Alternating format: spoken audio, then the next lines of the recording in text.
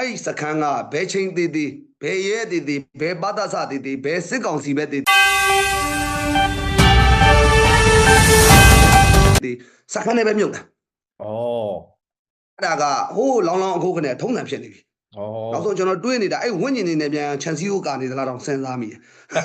အယိုးနဲ့စီးကိုထိုးနေတာဒီကောင်လေး သူတို့စော်တော့ကွာလို့ကလလာရော40ရောလို့ RPG ကို3လုံးပြည့်ကွာလို့ RPG 3လုံးတစ်လုံးမှမကြံနဲ့လို့သက်ဆောင် RPG ကိုမလိုချင်ဘူးလို့စခန်းမင်းတို့အရှိမ2အိမ်ကျော်ပြီးရင်စခန်းကိုသင်းနဲ့ပန်းလို့ရပြီလို့ကျွန်တော်2အိမ်ကျော်ခနဲ့ကတ်ထားတာဟုတ်အပိုင်ပဲအဲ့မှာအသေးကြီးအော်ပါလေရောငိုတဲ့ကောင်ငိုအော်တဲ့ကောင်အော်ဆွဲပြီးတော့တရုတ်တိုက်ကြီးတနက်တွေကိုထမ်းပြီးဆွခေါ်သွားတာရဆာရှိတယ် အဲ့တော့မင်္ဂလာပါဆရာတွေ့ရတာဝမ်းသာပါတယ် ဟုတ်ဆရာတွေ့ရတာဝမ်းသာပါတယ်ဗျ ဟုတ်ကဲ့ဆရာအဲ့ဆိုဒါလောက်အောင်ကျွန်တော်မိတ်ဆက်ပေးပါဦး ဟုတ်ကျွန်တော်ကမန္တလေးတိုင်းမြင်းရခရိုင်အမှတ်3တရင်ကကျွန်တော်ရဲဘော်ကိုမင်းသားကြီးပါဗျတာဝန်ကတော့ကျွန်တော်လက်ရှိတာဝန်ထမ်းဆောင်နေရတော့ 2IC ဒုတိယမှုပါခင်ဗျလက်ရှိကျွန်တော်တို့သွားနေတဲ့ပုံစံကတော့ကျွန်တော်လူငယ်တွေကြီးပဲစုဖွဲ့ထားတာဖြစ်ပါတယ်ကျွန်တော်ရင်းသုံးဆိုပြီးဖြစ်လာတာအတင်းကျုံနဲ့ရင်းသုံးဆိုပြီးတော့ဖြစ်လာတာပါဗျအဲ့အတင်းကျုံနဲ့ရင်းသုံးကိုကျွန်တော်တို့ပြည်သူတွေကပဲအဲ့နာမည်ကိုပေးခဲ့တာပါကျွန်တော်တို့တွေပေးခဲ့တဲ့နာမည်မဟုတ်ပါဘူးဗျ ဟောကိုပေါ့ပေးတာမဟုတ်ဘူး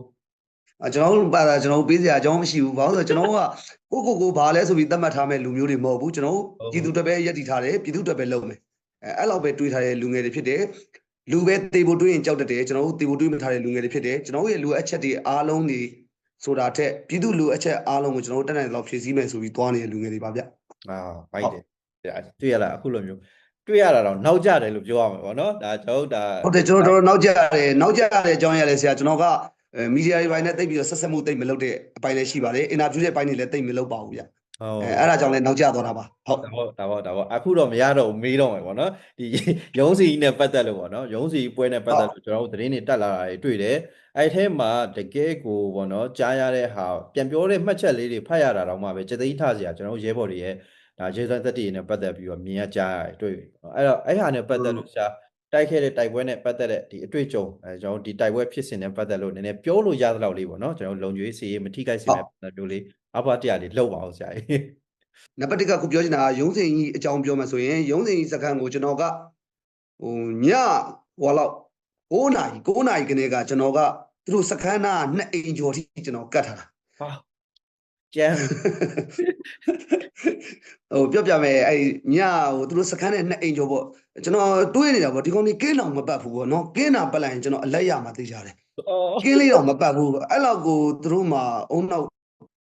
တော်တော်နဲတယ်လို့တော့မြင်တယ်ဘာလို့ဆိုတော့စေးသတိသူတို့မှာတိတ်နဲတယ်လို့မြင်တယ်ပေါ့ဒါပေမဲ့ရန်သူသွားပြီးတော့ထင်မသိပါဘူးကျွန်တော်အနေနဲ့2အိမ်ကျော်ကတ်နိုင်ခဲ့တယ်2အိမ်ကျော်ကတ်ပြီးတော့မှ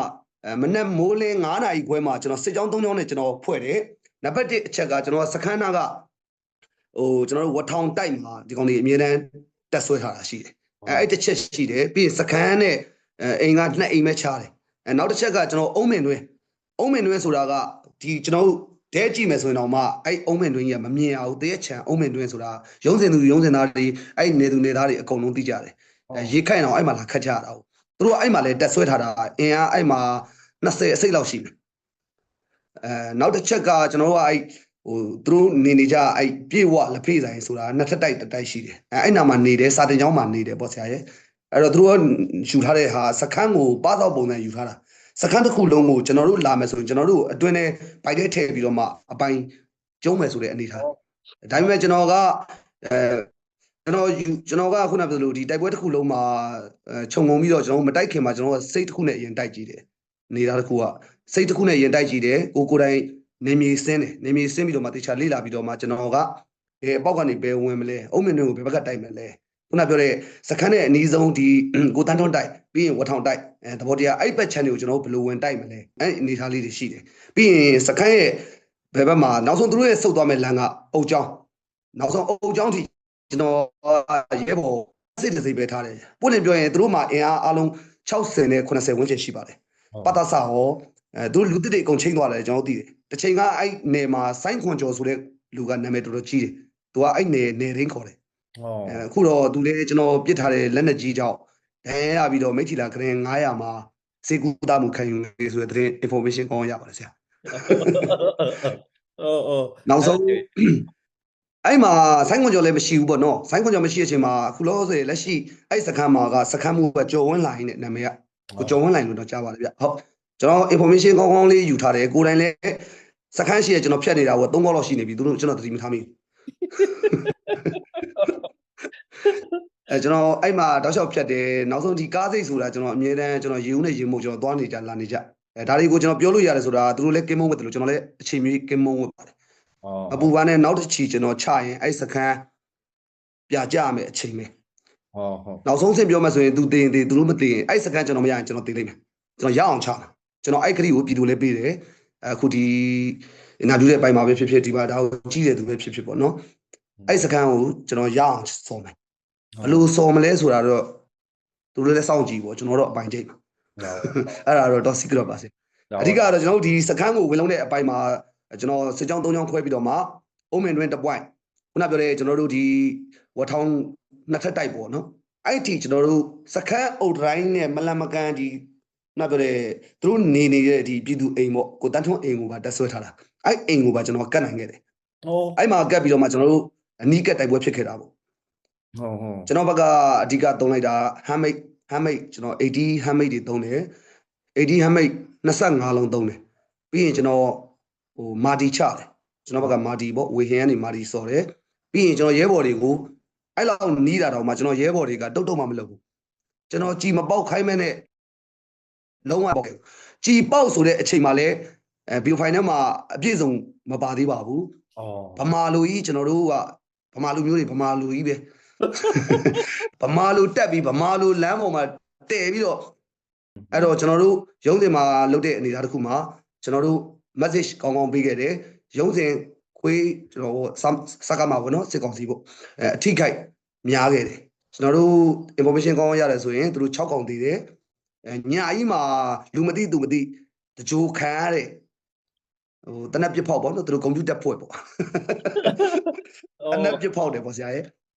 ့တနက်ပြဖောက်ပြီးတော့မှညာကြီးကိုတကြိုတာသူတို့ကအဲ့စခန်းကဘဲချင်းသေးသေးဘဲရဲသေးသေးဘဲပါတဆသေးသေးဘဲစစ်ကောင်စီပဲသေးသေးစခန်းနဲ့ပဲမြုပ်တာအဲ့ဒါကဟိုးလောင်းလောင်းအခုကနေထုံးစံဖြစ်နေပြီနောက်ဆုံးကျွန်တော်တွေးနေတာအဲ့ဝင့်ကျင်နေနေပြန်ချန်စီယိုကနေသလားတော့စဉ်းစားမိတယ်အယိုးနဲ့စီယိုထိုးနေတာဒီကောင်နေသူတို့တကယ်ပြောပြတာအဲ့တော့ကျွန်တော်တွေးတာကတော့ဒီဝင့်ကျင်နဲ့တောင်မှသူတို့ကချန်စီယိုမြန်လုံနေသလားတော့စဉ်းစားမိတယ်ပေါ့နော်ဒါပေမဲ့ကျွန်တော်တို့ဒေဂျာပေါက်သိမ်းနိုင်မယ်ဆိုတာကိုယုံကြည်ပါတယ်ယခုချိန်မှာလည်းကျွန်တော်တို့သိမ်းခဲ့တယ်ကျွန်တော်လုံးဝစခန်းပေါက်ရောက်ခဲ့တယ်ဒါကိုလည်း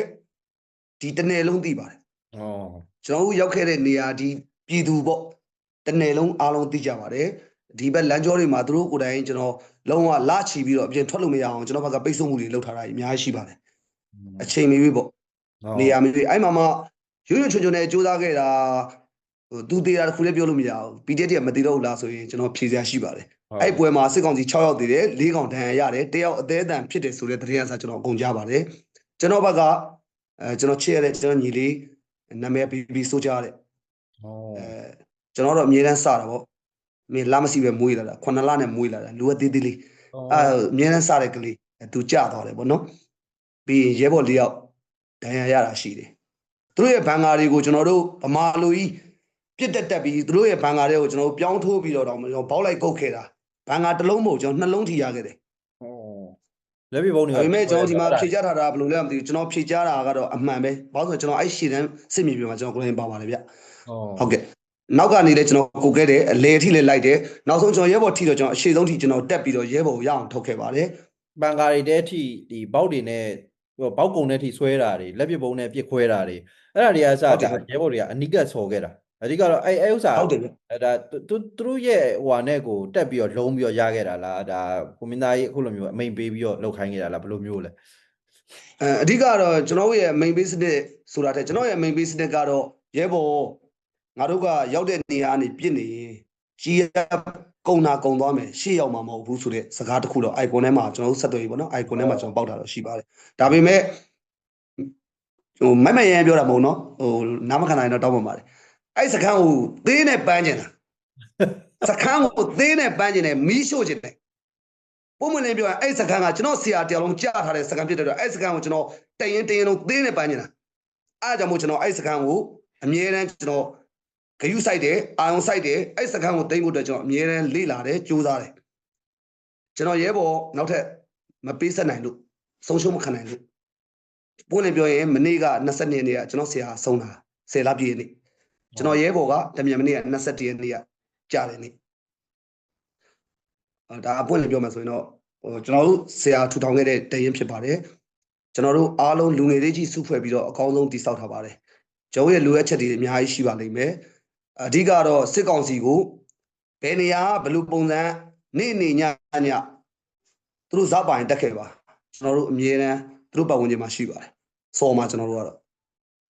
ကျွန်တော်ရဲဘော်ရဲ့ရဲစွမ်းတတိကတော့ပြောစရာမလိုဘူးကျွန်တော်တို့ခွက်1ခွက်2ခွက်3ခွက်4သူများတွေတရင်မှာခွက်1ခွက်2ခွက်3ဆိုပြီးခွက်3ခွက်နဲ့ပဲတရင်တိဆောက်တယ်ကျွန်တော်တို့မှာတရင်ရဲ့လူအားဒါများပါတယ်စားနေရိတ်ခါနောက်ဆုံးကျွန်တော်စားနေရိတ်ခါအဓိကအလောက်ကြီးမကြသေးဘူးထောင်းကျွန်တော်မှာကင်ဆောင်ရတဲ့လက်နဲ့ရခဲလိုအပ်ချက်တွေကျွန်တော်မှာအများကြီးရှိပါတယ်အဲ့စကမ်းမှာဒါနောက်ထပ်10မိနစ်15မိနစ်အာနာကုန်ပေါ့15မိနစ်ဆိုတာအာနာကုန်ပဲသူတို့နေခဲ့တဲ့စာတင်ကျောင်းသူတို့ထိုင်ချခဲ့တဲ့စာတင်ကျောင်းကျွန်တော်တို့သိမ်းနိုင်ခဲ့တယ်အုံးမင်တွေကျွန်တော်တို့သိမ်းနိုင်ခဲ့တယ်ခုနကကျွန်တော်ပြောခဲ့တဲ့ဝထောင်တိုက်တွေမှာကျွန်တော်တို့သိမ်းနိုင်ခဲ့တယ်နောက်ဆုံးစခန်းတစ်ခုပဲကျန်တော့တယ်အဲ့စခန်းတစ်ခုလုံးကိုကျွန်တော်တို့ပတ်လေအကုန်ဝိုင်းထားပြီးကျွန်တော်ကစခန်းအပေါက်ဝမှာကျွန်တော်ရောက်ခဲ့ပြီးအဲ့ဗီဒီယိုဖိုင်မှတ်တမ်းစာအကုန်ရှိတယ်အဲ့မှာကျွန်တော်တို့အကောင်းဆုံးသူတို့ကိုဖြင်းခဲ့တယ်နောက်ဆုံးသူတို့ရဲ့မြေစိုက်ဘန်ကာတွေကြောင့်ကျွန်တော်ရဲဘော်တွေအသက်မဆုံးရှုံးတဲ့အရာပေါ့နော်မထိခိုက်တဲ့အရာတွေကိုမထိခိုက်ဖို့အတွက်ကျွန်တော်အနေနဲ့စုံမင်ပေးလိုက်တာဖြစ်တယ်ဒါကျွန်တော်စုံမင်ပေးလိုက်တဲ့ကျွန်တော်ရဲ့အာဏာချက်တစ်ခုပဲပြောဘယ်လိုပဲပြောကျွန်တော်ကသူတေကိုတေတိုက်မှာကျွန်တော်ပဲတိုက်ချင်တာကျွန်တော်ရဲဘော်တွေကိုသူတေကိုတေမတိုက်စေချင်ဘူးဘာလို့လဲဆိုတော့တနေ့အချိန်မှာကျွန်တော်ရဲဘော်တွေသူ့အမေသူ့အဖေသူ့အိမ်ပြန်တဲ့အခါမှာကျွန်တော်တို့ဒီရေတော်ပုံအောင်တဲ့တနေ့ပြန်တဲ့အခါမှာအမေသားဒီဒေါ်လိုင်းကာလာမှာဒီလိုကြိုးစားခဲ့တာအရက်သမားမဟုတ်ဘူးဒေါ်လိုင်းသမားဆိုတာပြချင်တာအမေသားစေးသမားမဟုတ်ဘူးဒေါ်လိုင်းသမားဆိုတာပြချင်တာအမေသားမရင်းသမားမဟုတ်ဘူးပြည်သူတွေအကျိုးပြုခဲ့တဲ့ဒေါ်လိုင်းသမားဆိုတာကိုပြချင်တာကျွန်တော်တို့အတင်းကျုံနဲ့ရင်သုံးကျွန်တော်ဆရာရဲ့မတ်တတစ်ခုကျွန်တော်တို့အားလုံးကလူစိုးလူမိုက်တွေမဟုတ်ဘူးမိကောင်းဖခင်သားသမီးကမွေးတဲ့လူငယ်တွေအကောင်းဆုံးတိုင်းပြည်နဲ့လူမျိုးတွေအကောင်းဆုံးကျွန်တော်ဒီတရင်တစ်ဖွဲ့အကောင်းဆုံးလူငယ်တွေစုဖွဲ့ပြီးစူးစမ်းတယ်နောက်ဆုံးအိမ်ကိုပြန်နိုင်တဲ့ညီကိုတွေကိုနောက်တစ်ချိန်မှာမိဘလက်ထဲကိုကောင်းကောင်းမွန်မွန်ပြန်ပေးချင်တာဒါကျွန်တော်ပေးချင်တဲ့အရာကျွန်တော်ပြည်သူပေးချင်တဲ့အရာကလူခွင့်ရေးကျွန်တော်မတောင်းဆိုဘူးကျွန်တော်ကဆိုကြရိုက်စစ်သားတယောက်ခွင့်ရေးတော့ရကောင်းရလိမ့်မယ်ကျွန်တော်ပြည်သူရဲ့လူခွင့်ရေးလွတ်လပ်စွာပြောဆိုပိုင်ခွင့်လွတ်လပ်စွာနေထိုင်ပိုင်ခွင့်လွတ်လပ်စွာသွားလာပိုင်ခွင့်လွတ်လပ်စွာလှုပ်ရှားပိုင်ခွင့်ကျွန်တော်ပြည်သူရဲ့လွတ်လပ်မှုတွေဆုံးရှုံးမှုတွေကိုကျွန်တော်ပြန်ပေးချင်တာဒါကြောင့်ကျွန်တော်လက်နက်ကင်နဲ့လမ်းစဉ်ကိုလိုက်ခဲ့ရတာမတရားမှုကိုတော်လိုက်မယ်ကျွန်တော်ကိုယ်တိုင်မတရားတာမလုပ်ဘူးအဲ့မတရားတာလုပ်တဲ့စခန်းပဲဖြစ်ဖြစ်ရဲပဲဖြစ်ဖြစ်စစ်သားပဲဖြစ်ဖြစ်ပတ်သားစာပဲဖြစ်ဖြစ်လေးလုံးမှာပေါ့တီတာယူမောသူသားသမီးတွေကျွန်တော်လည်းဆိုခဏလေးတွေ့တယ်သူတို့ကျွန်တော်ကိုတန်ဖိုးမှာတစ်ခါထိုးသွားတယ်ကြိတ်ပြတာပဲမေ့ကြည့်မိတော်မှာခွေးများနောက်ကလော်လေးဝါနဲ့ထုလိုက်တယ်လို့ပဲမိရှို့ပြီးပြေးရတဲ့အနေအထားမျိုးကြိတ်တာခုစဉ်မှာလည်းကျွန်တော်တို့ခုရီကိုတွေအကောင်းဆုံးစူးစမ်းပြီးတော့အကောင်းဆုံးတိုက်ခိုက်ခဲ့တယ်အကောင်းဆုံးလုပ်နိုင်ခဲ့တယ်ဒါပေမဲ့ကျွန်တော်တို့စိတ်မကောင်းတာကျွန်တော်ရဲဘော်လေးကျွန်တော်ညီလေးတယောက်ဆုံးရှုံးလိုက်ရတဲ့အတွက်စိတ်မကောင်းတာလေးပဲတစ်ခုပဲရှိပါတယ်ဒါပေမဲ့ကျွန်တော်တို့လေးစားနေမှာပါအများနဲ့အမှတ်ရနေမှာပါဂုဏ်ယူနေမှာပါကြာသွားတဲ့ရဲဘော်တွေတချို့လူမသိသူမသိပဲကြာသွားခဲ့တဲ့ကျွန်တော်ရဲ့ရဲဘော်တွေအများကြီးရှိပါတယ်မီဒီယာမှာကျွန်တော်တို့ချမပြခဲ့ပါဘူးကျွန်တော်အတင်းကျုံနဲ့ရင်းသုံး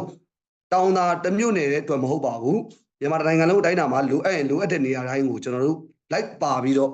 အသက်ပေးဖို့ချိန်မီပါပြည်ကြီးရင်မင်းမခံနိုင်ဘူးကျွန်တော်တို့ကအမှန်တရားလုပ်ဖို့လိုတယ်မှန်တာပြောရင်ဟုတ်တာလုပ်ဖို့လိုတယ်အမှန်တရားကိုချစ်မှားနေဖော်ထုတ်ရတဲ့တတိရှိဖို့လိုတယ်ကျွန်တော်ကိုယ်တိုင်အမှန်တရားကိုချစ်ပြီးကိုယ်တိုင်မှားနေမယ်ဆိုရင်ကျွန်တော်တော်လိုင်းရဲ့ရှေ့ရောက်မှာမဟုတ်ဘူးဗျအဲ့တော့ကျွန်တော်ကအမှန်တရားကိုချစ်တယ်မှားနေဖော်ထုတ်ရတဲ့တတိရှိတယ်ကျွန်တော်ကလူငယ်ပဲကျွန်တော်မှအနာဂတ်မရှိပေမဲ့ကျွန်တော်တို့နောင်မျိုးဆက်တွေကျွန်တော်တို့လူငယ်တွေအတွက်အနာဂတ်အတွက်ကျွန်တော်တို့ဒီတရင်ထဲမှာရှိတဲ့လူငယ်အားလုံးဟာလွတ်လပ်စွာပြောတယ်ပွင့်လင်းတယ်ရိုးသားတယ်မဟုတ်တာမလုပ်ဘူးမမှန်တာမပြောဘူးအဲ့တော့ရုံးစင်မှာမဟုတ်ဘူးမှတ်လိုင်ကဘုံမှုဝေဖြိုးဆိုတဲ့ပြောင်ကြီးဆိုတဲ့ကောင်ရဲ့နှစ်ဖူးတော်ကျွန်တော်တစ်ခါလီတော့ရိုက်နေတယ်လိုအပ်နေရာဆိုလိုက်ကြိတ်ပါပဲနေရာဆိုလိုက်ကြိတ်မယ်ဟုတ်ပြီကျွန်တော်တစ်ခုလောက်ဆရာကိုအရင်ပြောပြမယ်ဟုတ်2025ခုနှစ်ကနိုဝင်ဘာလ9ရက်နေ့ကပေါ့နော်ကျွန်တော်တမိုက်တာမှာကျွန်တော်ခွက်တစ်ခွဲမှုအပိုင်းကျိတ်ခဲ့တဲ့ပွဲတွေရှိတယ်အဲ့မှာလည်းအားရစရာတွေအများကြီးပဲဘန်ကာရီအထိရခဲ့တဲ့အပိုင်းတွေရှိတယ်ပေါ့2025ခုနှစ်နိုဝင်ဘာလ9ရက်နေ့ကကျွန်တော်တို့မကြီးဦးခိတ်ပေါ့ မဂျီယိုဂိတ်ဆိုတာကျွန်တော်တောင်သာဒီဘက်အထွက်မှာကျွန်တော်မဂျီယိုဂိတ်ဆိုတာရှိတယ်အဲ့မဂျီယိုဂိတ်မှာဆိုရင်ကျွန်တော်တက်ခွဲနှစ်တက်ခွဲမှုတက်ခွဲမှုအပေါင်းမနော်သူ့ရဲ့တက်ခွဲလုံးစူးစမ်းအထောက်မှုကစစ်ကောင်စီဘန်ကာ14လုံးကိုသိမ်းနိုင်တဲ့အပြင်ကျွန်တော်တို့ဂျမ်မာဆက်ပါရခဲ့ပါလေဗျဒါတွေကိုကျွန်တော်တို့တားအိချပြလိမ့်မရှိဘူးမီဒီယာမှာလည်းကျွန်တော်တို့သိပြီး view လိမ့်မရှိဘူးပေါ့နော်ဟိုတခါကျရဲဘော်တွေဘာကြောင့်ကြာသွားလဲရဲဘော်တွေမင်းတို့ရဲဘော်တွေကမကြတော့မတည်တော့ဘူးလားကျွန်တော်လူမသိသူမသိဘူးဟုတ်လားဒါပေမဲ့ကျွန်တော်တည်ခဲ့ကြတယ်သူတို့လည်းဘလောက်တည်ခဲ့လဲဘလောက်ဆုံးရှုံးလဲဆိုတာကိုသူတို့ကိုယ်တိုင်သိတယ်အတင်းကျုံနဲ့ရင်းသုံးဆိုရင်တောင်သားကဝနာထီတောင်မှမလုပ်ရဲဘူး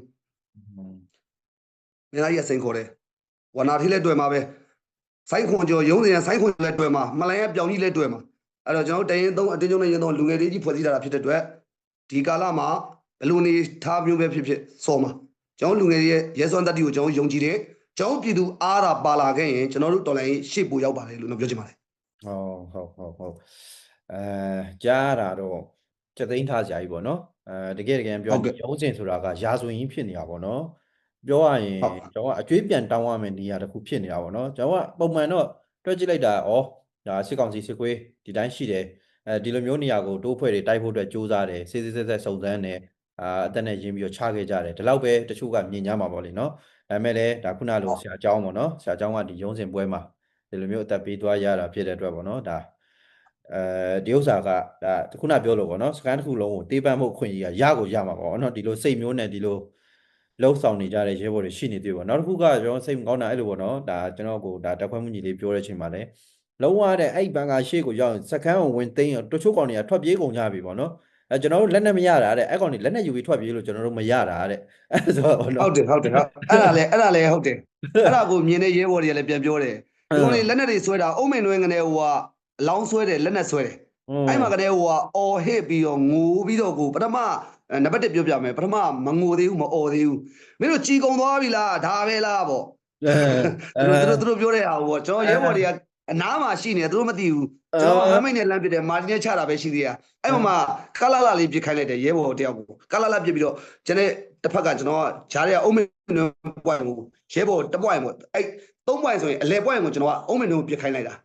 နည်းနည်းလေးပြစ်ပြီးတော့အပြစ်ရခိုင်းပလိုက်တာဒါပဲလားကုံသွားပြီလားပြုတ်သွားပြီလားဆိုပြီးတော့သူတို့လှုပ်တာပေါ့နော်အဲ့ချိန်မှာတွေ့ပလိုက်တာက3ပွိုင်လုံးကတပြိုင်တည်းထဲကျွန်တော်အိုင်ကွန်ထဲမှာပေါက်လိုက်တာတပြိုင်တည်းထဲစော်တော့ကွာလို့ကလလာရော40ရောလို့ RPG ကို3လုံးပြစ်ကွာလို့ RPG 3လုံးတစ်လုံးမှမကြံနဲ့လို့သက်ဆောင် RPG ကိုမလိုချင်ဘူးလို့စခန်းမင်းတို့အရှိမ2အိမ်ကျော်ပြီးရင်စခန်းကိုသင်းနဲ့ပန်းလို့ရပြီလို့ကျွန်တော်2အိမ်ကျော်ခနဲ့ကတ်ထားတာဟုတ်အပိုင်ပဲအဲ့မှာအသေးကြီးအော်ပါလေရောငိုတဲ့ကောင်ငိုအော်တဲ့ကောင်အော်ဆွဲပြီးတော့တရုတ်တိုက်ကြီးတနက်တွေကိုထမ်းပြီးဆွခေါ်တာရဆာရှိတယ်အပိုင်တကယ်နော်အဲ့နောက်ဆုံးဒီနော်ကျွန်တော်တို့တက်ဖွဲ့တွေဒါသူပြောတဲ့ပုံစံရဆိုရင်လုံးဝဒါကြည်ရပါတော့ကျွန်တော်တို့ဖွဲ့တွေက10တောင်း10တယောက်ကိုအလောက်ပဲကြံကြတော့တာပေါ့နော်အဲ့အကြောင်းဟုတ်တယ်ဆရာကပြန်ဆုတ်ခဲ့ရတာပေါ့နော်တခွက်မှုပြောသလိုပဲကျွန်တော်ဟုတ်တယ်ကျွန်တော်မှပွင့်လင်းပြောရင်ကြီးတစ်ပေါက်လောက်ပဲအနေထားကျန်တဲ့အနေထားမှာကျွန်တော်ကြီးတစ်ပေါက်လောက်နဲ့စခန်းချေကပ်ပြီးတော့ကြီးတစ်ပေါက်လောက်နဲ့ကျွန်တော်စခန်းနဲ့ဝင်လုံးမှုဆိုတဲ့အတိုင်းတာကသူတို့မှရှိတဲ့အင်အားကဒီ60 90တပတ်လည်မှာရှိနေတဲ့အနေထားမှာထိထားတာကဟိုခုနပြောလို့ကျွန်တော်အတိအကျတော့မသိရသေးဘူးပေါ့ခုကတော့အတိအကျသိလိုက်ရပြီ6កောင်သေးတယ်4កောင်တန်းရဆိုတဲ့ confirm ဖြစ်တယ်အဲ့တုန်းကသာကျွန်တော်တို့တကယ်လို့ထပ်ပြီးဝင်လုံးရင်ကျွန်တော်ရဲဘော်ရဲ့အထိခိုက်ကြဆုံးမှုများသွားမယ့်အနေထားလေးရှိတယ်သူတို့မှာအဓိကသူတို့ရဲ့အရှိဘန်ကာတွေကိုစုပ်ခွာပြီးတော့အနောက်ကမြေဆိုင်ဘန်ကာတွေမှာဆရာတို့ကသွားနေတာဒါပေမဲ့ဘယ်လောက်ပဲနေကျွန်တော်ဟိုလက်ယုံတက်ကဒုံးတက်ရှိတယ်လေဒုံးတက်ကတော့မာတီချလိုက်တာကတော့ကျန်တဲ့ကောင်တွေထပ်ပြီးအဲ့4កောင်တက်ထိတာပဲအဲ့တော့ဒါအဲ့မဲ့ကျွန်တော်မှာဘောက်တစ်ဘောက်လောက်ပဲရှိတော့တိုးမရတော့အနေထားပေါ့ဆရာဟုတ်ဒါကတော့ဒါကျွန်တော်တို့ဒါရုံးစီနဲ့ပတ်သက်လို့အားရစရာကျွန်တော်တို့တက်ဖွဲ့တွေရဲ့စိတ်အားတက်ကြွစရာအရန်စိတ်အားထက်သန်တဲ့တိုက်ရခက်ရစွမ်းဆောင်ရည်တွေပေါ့နော်ပြီးရင်စစ်ကောင်စီဘက်ကဘယ်လောက်ထိစိတ်တက်တွေပြည့်ရွေးနေတယ်လဲဆိုတဲ့ဟာလည်းကြားလိုက်ရပါလေနော်အော်ငိုရတဲ့အဆင့်တွေကိုဖြစ်သွားတယ်ဆိုတော့ဒါလည်းအားရစရာစိတ်တက်ကမတူဘူးဆရာကျွန်တော်တရင်တစ်ဖွဲ့ဒီ PDF တွေနဲ့သူတို့တွေနဲ့မတူဘူးကျွန်တော်ကလာကစားတွေမဟုတ်ဘူးသူတို့ကလာကစားတွေဟုတ်တယ်ဟုတ်အဲ့တော့ဒီအခုလိုမျိုးတခါမှအင်တာဗျူးမဖြေရသေးပဲနဲ့ပေါ့နော်ကျွန်တော်အခုလိုမျိုးချိန်ပေးပြီးတော့အင်တာဗျူးဖြေပေးရအတွက်လည်းတကယ်ကျေးဇူးတင်တယ်ပြီးတော့ခံယူချက်တွေစိတ်သက်တွေပြက်ပြက်သားသားနဲ့မြေပြင်မှာပေါ့နော်တိုက်ပွဲတွေဝင်ပေးနေတဲ့အတွက်လည်းကျေးဇူးတင်တယ်ပြီးတော့ဒါစိတ်တူကူကူလူငယ်တွေကိုစုစည်းပြီးတော့ဥဆောင်မှုတစ်ခုနဲ့ပေါ့နော်ဒါမြေပြင်မှာဒါပြည်သူတွေအတွက်လှုပ်ပေးနေတဲ့အတွက်လည်းတကယ်ကျေးဇူးတင်တယ် ဆက်ပြီးတော့လည်း view site ပေးပါပေါ့နော်အဲ့တော့ဒါကျွန်တော်ဒီဗီဒီယိုကိုကြည့်နေကြတဲ့ပြည်သူတွေအတွက်ကိုရောဒါဆရာအနေနဲ့ဘယ်လိုမျိုးစကားမျိုးပြောချင်တာရှိလဲရှိပါတယ်ဆိုတာ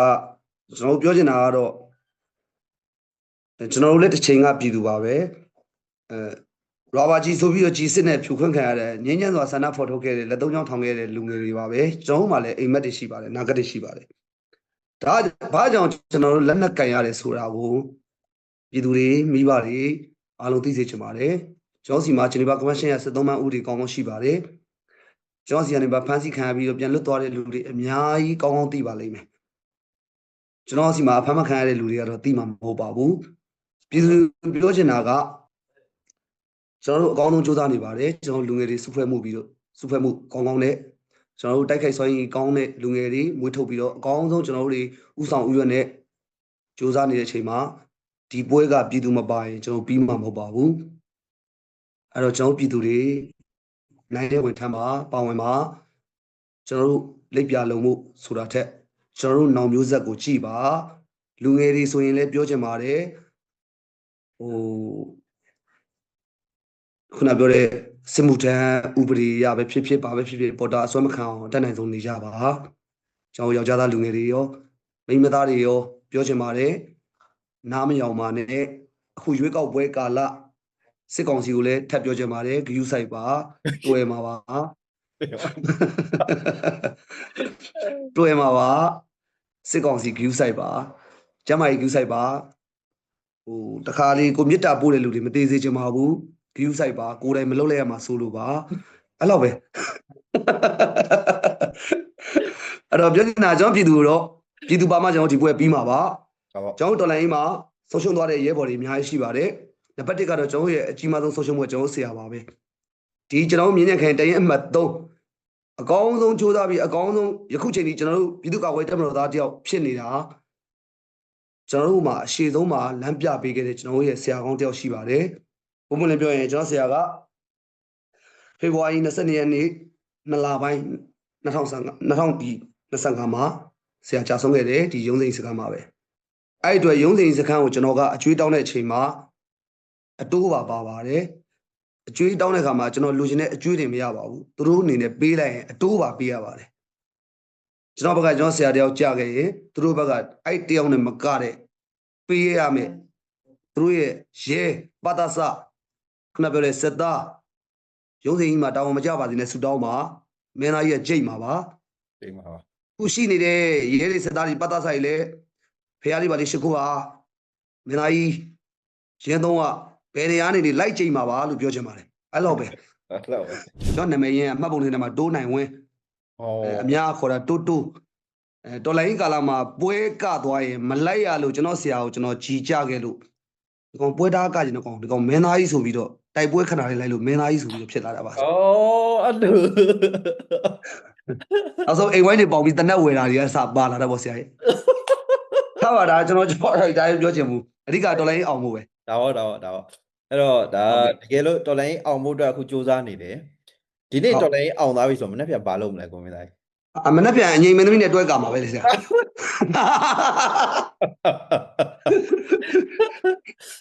ဒီနေ့တော်လိုင်းအောင်ရင်မနေ့ပြန်အငြိမ်မင်းသမီးနဲ့တွဲကမှာပဲအဓိကတော့အင်းကျူမင်းသမီးတွေသိမလို့ရှင်ဘူးမင်းအောင်လိုင်းကိုကျူးမဲ့လူတွေကိုပို့သဘောကျတယ်ဒီတော်လိုင်းကာလဒီနွေဦးတော်လိုင်းရေးမှာပေါ့နော်အခုတော်လိုင်းထဲမှာပါဝင်နေတဲ့ဒါအဖွဲ့အစည်းအကုန်လုံးထဲမှာပေါ့နော်ကိုယ့်ရဲ့ဒါတန်ရင်တက်ဖွဲ့မှာလည်းကိုလေးစားတဲ့လူရှိမယ်ပေါ့နော်ဒါခုနကိုမင်းသားရဲ့ဒါဆရာဆိုလည်းရှိမယ်တန်ရင်မှုပေါ့နော်ဆရာကျောင်းရှိမှာပေါ့နော်အဲ့ဟာရဲ့အပြင်တခြားနေပေတခြားနေရာတခြားဒေသမှာရှိတဲ့ဘသူကိုလေးစားတာမျိုးအားကြတာမျိုးရှိလေသဘောကြတာမျိုးရှိလေအဲ့လိုဆိုရင်ပြောပြမှာတော့အများကြီးပဲဗျအများကြီးပဲဆိုတော့ကျွန်တော်မြောင်နယ်မှာနေတော့ဆိုရင်မြောင်နယ်မှာတော့ကကျွန်တော်အဲ့ဘလူးစစ်ကြောင်းနဲ့ကျွန်တော်နဲ့တိုက်ပွဲဖြစ်တာပေါ့အဲ့မှာတော့ကျွန်တော်အားကြခဲ့တဲ့လူငယ်တွေ3လောက်ရှိတယ်3အဲ့တုန်းကကျွန်တော်တို့တပေါင်းစုလူရည်လို့တော့ဖွဲ့ထားတော့မရှိဘူးအားလုံးပေါင်းပြီးတော့ကျွန်တော်တို့ဒီဘလူးစစ်ကြောင်းပေါ့နော်ဘလူးစစ်ကြောင်းကကလေးလည်းမီးတဲ့ထက်မရင်းကျင်သူကအသက်ကြီးငယ်အကုန်မရင်းကျင်အကုန်တက်အကုန်မီးရှို့အဲ့လိုသွားခဲ့တာနောက်ဆုံးသူတို့ simulation တထားကြမှာပဲသူတို့ဒီခုနက MI70 တွေပိုင်းနဲ့သူတို့ ကနီဟိုကင်းနီဘက်ရောက်သွားတော့အကုန်ပြုတ်တာပဲလေနောက်ဆုံးနေရီကံမှာတော့မှသူတို့9ယောက်လားတက်စိတ်9ယောက်လားပဲကြံနေခဲ့တာအဲ့လောက်ကြီးထိကျွန်တော်မှတ်မိပြီပဲဒိတ်တွေလာရက်တွေတော့မမှတ်မိဘူးအဲ့မှာတော့တိုက်တုံးကကျွန်တော်ကို MFPD ရပေါ့နော်စကိုင်းတဲလေးကကုံမုံတိုင်းပေါ့သူထောက်ပေးခဲ့တာပေါ့ပြီးရင်ကျွန်တော်အဲ့ချောင်းဖွဲ့တဲ့ကကိုအောင်စည်းတဲ့အခုလက်ရှိတော့သူဘာလုပ်နေလဲဆိုကလေးတွေကိုစာသင်နေတယ်လူတယောက်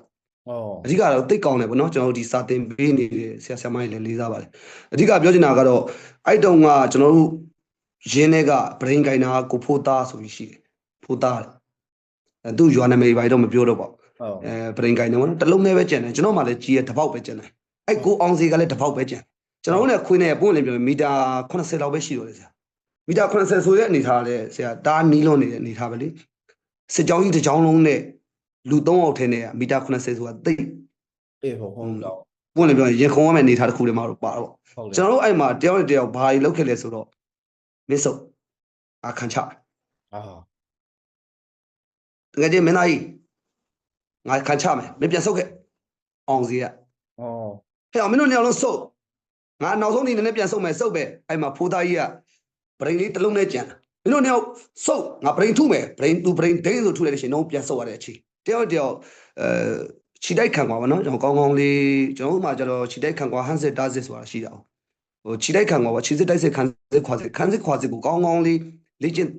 ခဲ့ရတယ်အဲ့မှာလက်တွေ့ကြုံခဲ့ရတယ်ဘဝမှာတော့နောက်ဆုံးကျွန်တော်တို့ဒီလမ်းပေါ်ကနေမှMFPD ကဒုတရမှုပဲကိုမုံတိုင်းပေါ့သူစနိုက်ပေါ့စနိုက်နဲ့တောက်လျှောက်ထောက်ပြီးခဲ့တာကျွန်တော်မီတာ90နဲ့မှခွေးနဲ့ဒီစစ်ကောင်စီနဲ့ကျွန်တော်တို့မီတာနောက်ဆုံး300လောက်ထိကျွန်တော်တို့လွတ်ခဲ့လာတယ်ပွင့်လည်းပြောရင်မီတာ300ဆိုတာလည်းကြီးတကန်းပဲရှိတာဒါပေမဲ့အဝိုင်းမခံရတော့ဘူးပေါ့အဲ့ချိန်တော့သူကငကပတ်တာပတ်နေတဲ့အချိန်ပေါ့သူစစ်ကြောင်းကလာလိုက်ရင်ငကပတ်ပဲပတ်တာဒါကျွန်တော်လေးစားတဲ့လူတွေအားကြတဲ့လူတွေပြောပါဆိုရင်တော့အများကြီးပါအများကြီးပါဆိုတော့တယောက်ချင်းစီတိုင်းပြောမှဆိုရင်တော့အများကြီးပဲပေါ့လက်ရှိကျွန်တော်လည်းမှာဆိုရင်တရင်မှုလည်းကျွန်တော်လေးစားတယ်ကျွန်တော်တရင်မှုဆိုလည်းကျွန်တော်လေးစားတယ်ပြီးရင်ကျွန်တော်ဒီမှာတက်ခွဲမှုတွေပေါ့ကျွန်တော်လေးစားတယ်ဘာလို့လဲဆိုတော့ကျွန်တော်တို့တော်လိုင်းကြီးကယုံကြည်မှုနဲ့လေးစားမှုနဲ့ပေးမှရှေ့အောင်ပါတယောက်နဲ့တယောက်ကလေးစားမှုမရှိဘူးယုံကြည်မှုမရှိရင်ကျွန်တော်ကရှေ့သွားလို့မရဘူးငွေပေးလို့မရဘူးရွှေပေးလို့မရဘူးလေးစားမှုတွေယုံကြည်မှုတွေနဲ့တိဆောက်မှတော်လိုင်းရဲ့ရှေ့အောင်ပါမင်းကဘာငါဘာဆိုရင်ကျွန်တော်ရှေ့မရောက်တော့ပါဘူးဗျဟုတ်တယ်ကျွန်တော်တော်လိုင်းအောင်ဖို့ကတဦးနဲ့တဦးတယောက်နဲ့တယောက်လေးစားမှုရှိရမယ်ယုံကြည်မှုရှိရမယ်ပေါင်းဆက်ညီနိုင်မှုရှိရမယ်ပြည်သူကိုမျက်နှာမူရမယ်ဒါဆိုရင်ကျွန်တော်တော်လိုင်းကြီးကအောင်ပြီဗျဟုတ်ကျေးဇူးတင်တယ်ကိုမင်းသားကြီးနော်အခုလိုပြောပြတကယ်အများကြီးပဲကျွန်တော်သိခွင့်ရပါတယ်ပြီးတော့ဒါဒီအခုမင်းမြန်းမှုလေးရဲ့အဆုံးသက်အနေနဲ့ပေါ့နော်အခြားနေရာဒေသအသီးသီးမှာရှိကြတဲ့ဒါကိုမင်းသားကြီးလိုမျိုးပဲတော်လန်နေကြတဲ့ကျွန်တော်တို့တိုက်ပွဲဝင်ရဲဘော်တွေတော်လန်တပ်ဖွဲ့ဝင်တွေပေါ့နော်ဒါညီကိုမောင်နှမတွေတော့ဘာပြောချင်လဲမှားစကားလေးပြောပြပါအောင်ပေါ့တော်လန်ရေးပေါ့ကျွန်တော်ကလူတယောက်မှာဖြစ်ချင်တဲ့အရာနဲ့ဖြစ်တဲ့အရာနဲ့တထထဲမကြရင်ပြဿနာပဲအဲ့တော့ဖြစ်ချင်တဲ့အရာကိုဦးစားပေးမလားကျွန်တော်ဖြစ်လိုက်တဲ့အရာကိုဦးစားပေးမလားအဓိကနံပါတ်1ပြောနေတာတော့လီဒါတွေပေါ့လီဒါဆိုခေါင်းဆောင်ပိုင်းတွေပေါ့ခေါင်းဆောင်ပိုင်းဆိုတော့ကျွန်တော်ကတရင်မှုကိုစပြောတာမဟုတ်ဘူးတက်စိတ်မှုကနေစပြောချင်တာကျွန်တော်မှတက်စိတ်တိုက်ပွဲရှိတယ်တက်စုတိုက်ပွဲရှိတယ်တက်ခွက်တိုက်ပွဲရှိတယ်နောက်ဆုံးပြောချင်တာကတော့တက်စိတ်ခေါင်းဆောင်မှုပေါ့အဲ့ရနေစချင်တာအခြေခံတော့ကျွန်တော်ကအောက်ကအုံမြင့်ခိုင်မှကျွန်တော်ရဲ့တိဆောက်တဲ့အရာကြီးကအောင်မြင်မှုရှိမှာပြောချင်တာကဒေါ်လာရင်းနယ်ပယ်အားလုံးကျွန်တော်ဆရာလုပ်တာမဟုတ်ပါဘူးကျွန်တော်အားလုံးဥဆောင်တဲ့လီဒါမန်သမ ्या အားလုံးကပေါင်းစပ်ညီနိုင်မှုရှိဖို့လိုပါတယ်တယောက်တယောက်လေးစားမှုရှိဖို့လိုပါတယ်ယုံကြည်မှုရှိဖို့လိုပါတယ်သူ့နယ်ငါနယ်သူ့မြို့ငါမြို့မခွဲဖို့လိုပါတယ်ကျွန်တော်တို့အားလုံးကဒေါ်လာရင်းသမားတွေပါကိုယ်တိုင်ကိုအရင်တော်လန်မှုအရေးကြီးပါတယ်ကိုဖြစ်ချင်နေတဲ့အရာကြီးကိုလှုပ်ဖို့တက်အများအတွက်ကြည့်ပြီးဖြစ်တဲ့အရာကိုလုပ်ရင်ကျွန်တော်တော်လိုင်းရှေ့ရောက်ပါလိမ့်မယ်လူပဲမှားတတ်ပါတယ်ပြင်ဆင်ခွင့်ပေးလိုက်ပါအားလုံးပြန်ပြီးတော့လိုအပ်တဲ့ revolution ပေါ့ပြုပြင်ရမယ်ပြောင်းလဲရမယ်ကျွန်တော်ပြင်ဆင်တဲ့အရာတွေပြင်ဆင်ဖို့လူပဲစစ်ကောင်စီမှားတာကြီးကခွင့်လို့မရပါပဲကိုအဲ့လိုအမှားမျိုးမမှားဖို့ကျွန်တော်တို့ကိုပြင်ဆင်ဖို့စူးစမ်းပေးပါဒီမှာကျွန်တော်စကားနည်းနည်းလေးမပါသွားရင်လေတော်လိုင်းအင်အားစုတွေတော်လိုင်းသမားတွေအကုန်လုံးတောင်းပန်ပါတယ်ဘာလို့တောင်းပန်တာလဲဆိုတော့ကြီးချင်းငယ်ချင်းနဲ့မဆိုင်ပါဘူးကျွန်တော်ဖြစ်ချင်တဲ့ခုလောဆယ်ကျွန်တော်ပြောလိုက်တဲ့အရာကဖြစ်တဲ့အရာကိုပြောလိုက်တာဖြစ်ချင်တဲ့အရာကိုပြောလိုက်တဲ့အရာမျိုးမဟုတ်ပါဘူးကျွန်တော်ဖြစ်ချင်တဲ့အရာဒါပြောမယ်ဆိုရင်ဒီစကားမထွက်ပါဘူးကျွန်တော်သဘောကျပါလိမ့်မယ်ကျွန်တော်ဖြစ်တဲ့အရာပြောလိုက်တာဖြစ်တဲ့အတွက်သဘောကျတဲ့သူရှိသလိုချ ချစ်တဲ့သူရှိလို့မုန်းတဲ့သူရှိပါလိမ့်မယ် ဒါပါ အဲ့လောက်ပါပဲဆရာ ဒါပေါ့ကျေးဇူးတင်တယ်ဗျာတကယ်အများကြီးပဲပေါ့နော်ဒါကျွန်တော်တို့ဒေါ်လာညီကိုတွေမောင်နှမတွေလည်းဒီဟာနဲ့ပတ်သက်လို့တေချာပေါက်သဘောပေါက်နားလည်မှာပါပြီးတော့ကျွန်တော်တို့တွေရှေ့ဆက်မဲ့ပြီးလည်းရှိပါတယ်ပေါ့နော်ပြီးတော့ဒါပြည်သူတွေပေါ်ထားတဲ့စိတ်ရင်းစိတ်ထားတွေပေါ့နော်ပြီးရင်ဒေါ်လာရေးပေါ်ထားတဲ့ခံယူချက်စိတ်ဓာတ်တွေအရာလေဒါကျွန်တော်တို့တကယ်လေးစားပါတယ်အဲ့တော့ဆက်လက်ပြီးတော့ကိုလည်း view ဆိုင်ပေးပါစခန်းကိုသေးတဲ့ပိုင်းအောင်မှာဖြစ်တယ်ပြီးတော့ ကျွန်တော်ရဲဘော်ပြောသွားတဲ့စကားလေးတစ်ခုလေးပြောမလို့ကျွန်တော်ရဲဘော်ကအဲ့တိုင်စစ်တိုင်နဲ့လေသေးမပေါက်တဲ့အကိုကြီးကမာထားတာတဲ့စခန်းနဲ့ရောက်ဖို့ကဘယ်တော့မှမလိုတော့တဲ့အဲ့ရောမှသေးပေါက်မယ်တဲ့သူကသေးနဲ့ပန်းမှုပြောထားတာငါတို့ပန်းအောင်မှာတဲ့ရဲဘော်ပြောတဲ့စကားလေးပြောလိုက်တာပါ ဟုတ်ကဲ့အဲ့တော့အခုလိုမျိုးဒါအချိန်ပြီးတော့ဖြေချပြရတဲ့အတွက်လည်းဒါဒုတိယမှုဖြစ်တဲ့ကိုမင်းသားကြီးကျေးဇူးအများကြီးတင်ပါတယ်နောက်ထပ်လည်းကျွန်တော်တို့လေးစားပါတယ်ဆရာဒီထက်ပုံမကောင်းမွန်တဲ့ mission တွေဖော်ဆောင်နိုင်မယ်လို့လည်းကျွန်တော်ယုံကြည်တယ်အပြည့်အဝယုံကြည်တယ်ဗောနော်ဒါတိုင်းတပ်ဖွဲ့တွေရဲ့ဒါအပေါ်မှာကျွန်တော်တကယ်ကိုလေးလေးစားစားနဲ့လည်းယုံကြည်ဂုဏ်ယူမိပါတယ်ဗောနော်အဲ့တော့ရှေ့ဆက်ပြီးတော့ queue ဆိုင်ပေးပါကျွန်တော်မကြာဆက်သွယ်ကြပါမယ်ဗောနော်ကိုမင်းသားကြီးကျေးဇူးတင်ပါတယ်ဟုတ်ကဲ့ပါဆရာလေးစားပါတယ်ဟုတ်ကဲ့ပါဗျကျေးဇူးများတင်ပါတယ်ဟုတ်